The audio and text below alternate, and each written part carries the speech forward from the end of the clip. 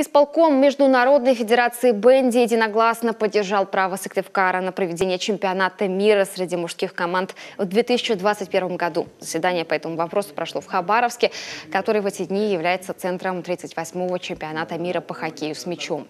Отметим, заявку на проведение такого события наша республика отправила летом прошлого года.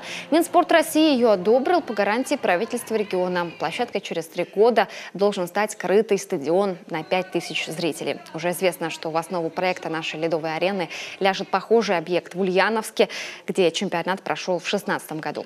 Сейчас власти прорабатывают схему его финансирования. Часть средств планируется получить из федерального бюджета, а пока Коми внимательно присматривается к опыту проведения таких масштабных соревнований в других регионах. Текущие в Хабаровске, естественно, в их числе. Это действительно для нас очень важное событие.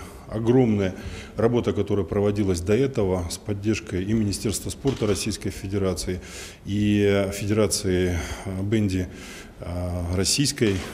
И, конечно же, проведение чемпионата среди юниоров в прошлом году, и когда триумфально наша сборная стала чемпионом мира, и отзывы команд-участниц, в частности, и финской команды, и шведской команды, и всех тех, кто приезжал в республику, они, конечно, учитывались в этом решении. И могу сказать, что это наша с вами совместная работа, совместное оказание поддержки, помощи и, конечно же, такой добродушной обстановки, как были созданы здесь в предыдущие годы.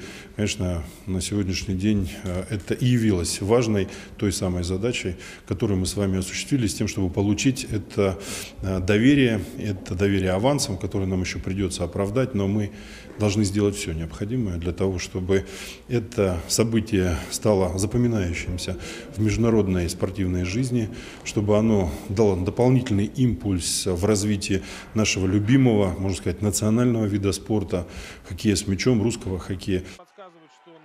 По словам главы Коби, проведение чемпионата мира – это не только радость для тысяч болельщиков, но и дополнительные инфраструктурные проекты. Кроме упомянутой крытой ледовой арены, это еще благоустройство территории и строительство развязок. Но, возможно, самое главное – новые комфортные условия для вовлечения в спорт молодежи.